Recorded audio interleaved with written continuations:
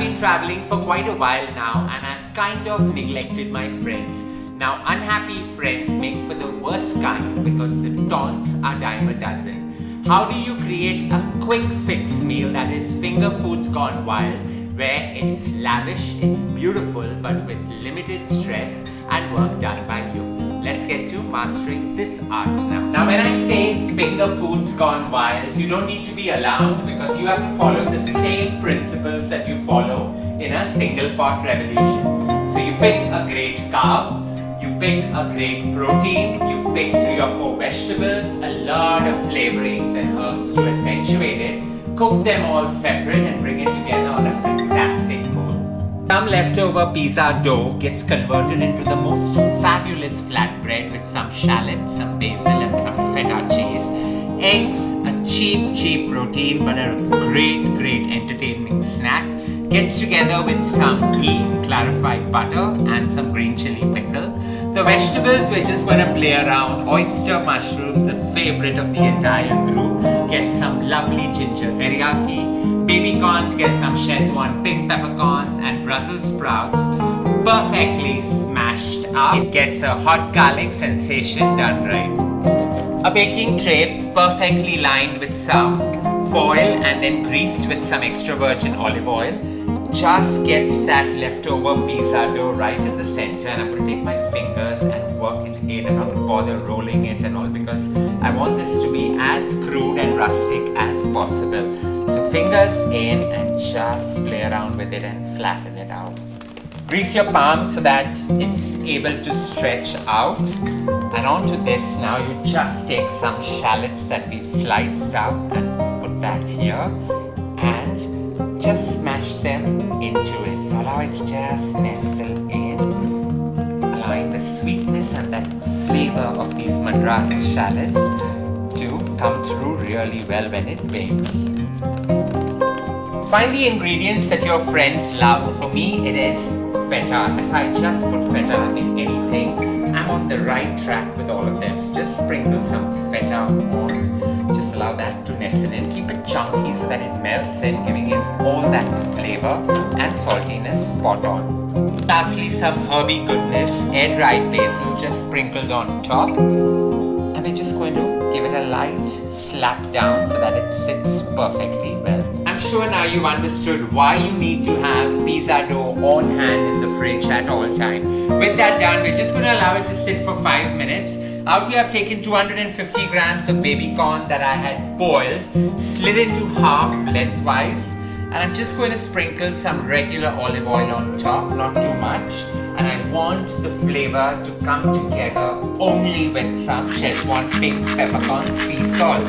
So sprinkle this, pick one unifying flavor that you are comfortable with and enjoy this creation. Give it a nice tossing. And we're just going to let it burnish in the oven. I'm not even going to bother to wash the bowl because I want one ingredient to unify everything together. So the Brussels sprouts, nearly 300 grams, boiled and then smashed. It's my kind of way of taking out frustration spot on. Just gets a slathering of some hot garlic sauce, nearly about 20 to 30 mils of it. A final tossing required, but you need to have some kind of flavoring into that. So that's about 5 to 10 mils of toasted sesame oil. Just put that in.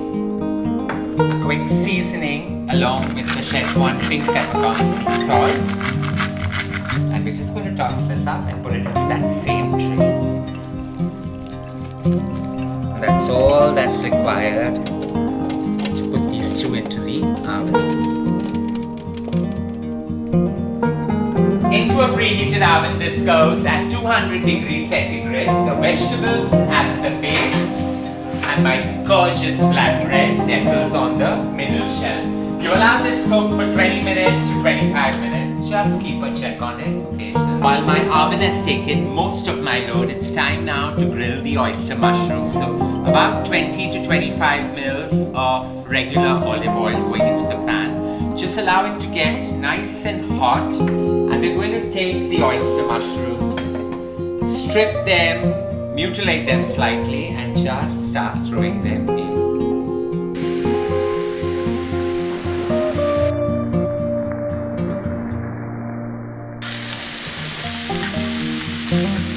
You want these to wilt gracefully, but at the same time you want to season it with some rosemary lavender sea salt. The lavender is a kiss of magic in this creation.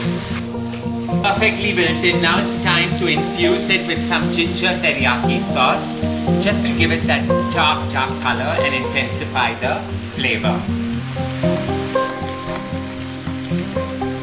You want this to wilt gracefully, but you want it to dry out, but you want that kiss of heat that comes together with some 6-pepper medley. So just go as liberal as your circle can handle.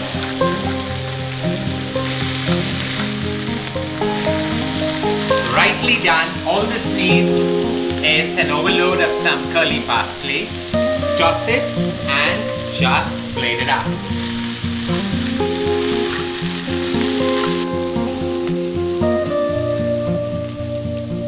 Same pan, minimum washing.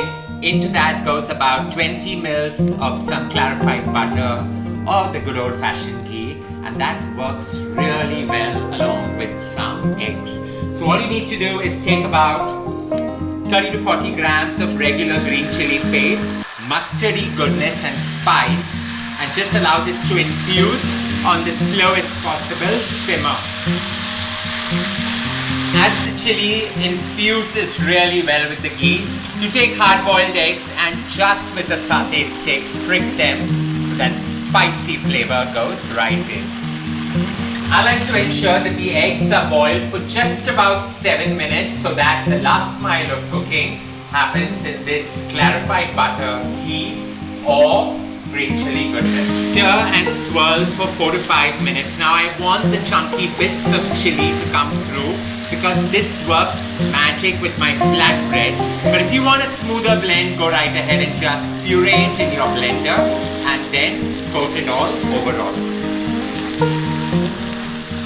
As we Indianize the flavor, garnishing this happens with some freshly chopped leaves of coriander. So nearly 1.5 to 2 tablespoons of that going in just to coat everything. Lastly, all this needs is a fine sprinkle of some rosemary lavender sea salt, or just use some regular sea salt. No attractiveness, into a bowl it goes with all that spice blend that nestles right on top. Perfectly burnished vegetables. 20 minutes later, all we're going to do is take it out, and my gorgeous flatbread too. The bread now needs a nice splashing of some extra virgin olive oil right on top, hot out of the oven, to intensify the flavor, along with a generous sprinkle of some celery sea salt.